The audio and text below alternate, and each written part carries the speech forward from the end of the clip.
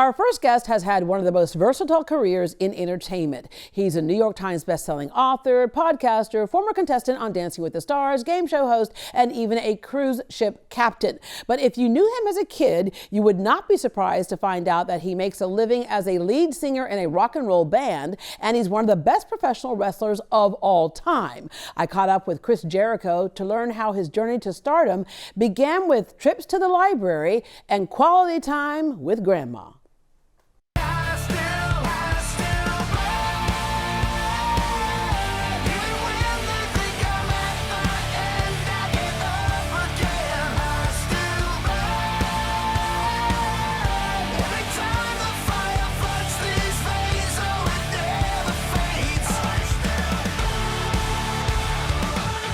Think about this.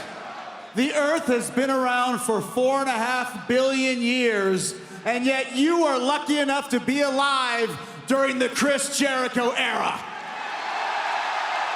Chris, you are the first person I've ever met in my life who prepared for everything he wanted to do in adulthood in childhood. I think that's part of having a set kind of mindset of what I wanted to do. Being a wrestler and being in a rock and roll band. And it might seem like I was prepared now, but at the time, everyone thought I was crazy. You'll never do that. How are you going to do that? And I never really understood why people cared what I wanted to do, but it is what I wanted to do, and I guess I did it. A great lesson in there is that Yes. you just stayed on your path. All right, grew up in Winnipeg, Canada. Your dad was a professional hockey player. Every now and then a wrestling match breaks out in a hockey game. As a kid, you loved music, you loved pop culture. You went to the library to read books about old movies. What was the draw there for you? How archaic is that, right? Well, yeah, pre-internet, if you wanted to find out about, pop culture, you had to go to the library. And I was always really obsessed with horror movies. So that's kind of where it started, going to the library just to read books about horror movies. And then that kind of expanded into all types of movies and music and all that sort of thing. The library used to be a pretty magical place for a kid when you grew up in the years that I did. I think it's one of those things I wish it still existed for a lot of kids, but now everyone just goes online, which is much more convenient. But there was something cool about going to this area and taking your books out and reading the books. And it's very quiet. It's very kind of a Zen type place. You love the theatrics of all of that, but there's also the theatrics of what you saw on stage with music, your Freddie Mercury's, the Beatles, Kiss, Van Halen, all of that. And then, come on, Grandma, your grandma would sit down and watch wrestling with you. She was obsessed with wrestling, and she hated the bad guys. She hated Jesse the Body Ventura. I secretly thought the bad guys were the coolest ones. So I didn't want to disagree with my grandma, but I just loved the characters and the individuality of it. I always loved wrestling because it had more of a rock and roll element to it and more of the spotlight just on the individual guys themselves, and I was attracted to that. You started a band as a kid. You started the Big Time Wrestling Federation with a friend, so that's where the music and the wrestling all comes together. You did your research. I love it. Oh yeah. Like y'all were serious. That's the whole thing. Let me point out, you got your journalism degree with honors, but you got your street cred because you were a bouncer in a Calgary biker bar.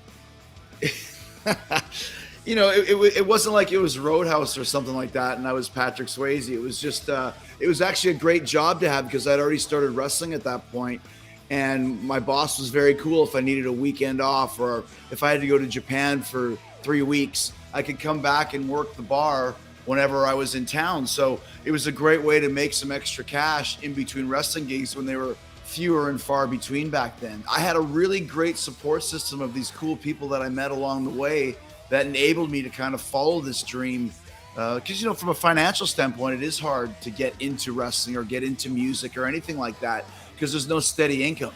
So it was always cool to have that backup of knowing I can always go work at the bar if there's no gigs in wrestling for a month or two. And that's the way it was back then. I wasn't wrestling very often my first few years. What's so great about what you said, though, is so many people want to start at the end game and they ignore the journey to get there. They want to start at the top. If you love something and it's your passion, you work toward it. You're not looking at what the rewards will be. You're looking at the journey. Well, absolutely. And something that Gene Simmons said, some of his fondest memories of being in Kiss were the first few years before they made it. And it's the same for me too. I was very fortunate because I started working full time in wrestling only a year and a half in Mexico when I was 22 years old. But you still go back to those days, and it was a lot of fun, and it was a lot of live without a net, shall we say, because you didn't know what was going to happen. But I went to Mexico at 22 and became a teen heartthrob on the cover of all the Teen Beat magazines. Corazon de Leon. Yeah, Corazon de Leon. See, so having those experiences, it really prepared me for when I started getting some inroads in the States, because I had already had some worldwide notoriety and kind of knew what it took to make it. So it doesn't matter if you're in Mexico or Japan or Germany or the States, making it and getting connected with the fans and the audience is the same no matter where you are. And I learned those skills at a very young age on a very big worldwide basis. And then you've been so prominent in All Elite Wrestling, AEW, world-class talent roster, and a freshness to the talent. We started this company 3 years ago, and it really had never been done before. There hadn't been any real true competition in wrestling for years and years and years, decades even. And we were able to do it right out of the gate because it was, like you said, a little bit fresh and a new attitude sort of thing. It's been going great. I mean, Houston was one of the greatest moments, I think, of my career when we were there over the summer.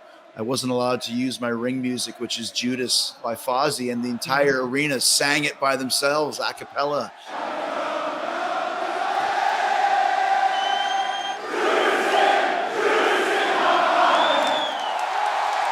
So Houston has a great memory for me in AEW and just the one time that we've been there. You've been able to connect with the audience in so many different ways. So as busy as you were with wrestling, then you come in and there's the music.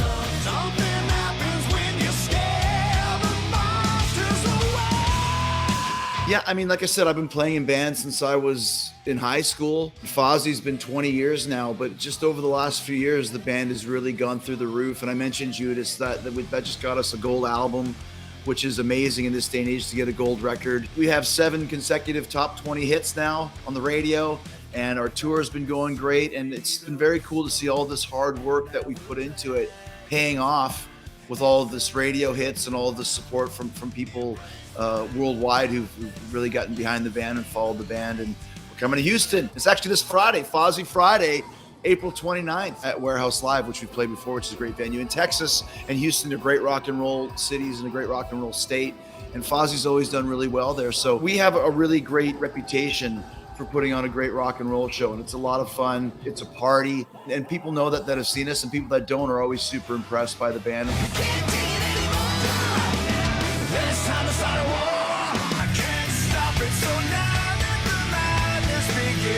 It's great to be back out on the road again after the last 2 years of not being on the road. The crowds are more energetic than ever because I think people are just ready to get out and go have some fun and rock and roll again. We're ready to get out again, but we also miss you, right? So AEW back at the Fertitta Center in May, and I'm sure we can expect a lot of great stuff there as well. So for all those people who thought, poor little Chris, he wants to be a rock and roll star and a wrestler, girl, help him. Like, what do they think now? How do you like me now? Exactly. And it's funny, we're in Houston, like you said, with Fozzy on Friday, and with AEW we're coming, I think May 18th it is. So that just shows right there that these 2 crazy dreams that I had all came true as I went from Winnipeg, Manitoba to Houston, Texas to do both within the course of 2 or 3 weeks. So it's been a pretty cool ride so far. And I'm always thankful to everybody who's joined me on that ride, and it continues at the highest of levels. So it's very cool. All right, Chris, when you're in town, if you can make it by our studios live, we would love for you to come by in person. Because if you don't make an effort to do that, I will take you on in the ring. This wild, crazy lady's going to jump in the ring.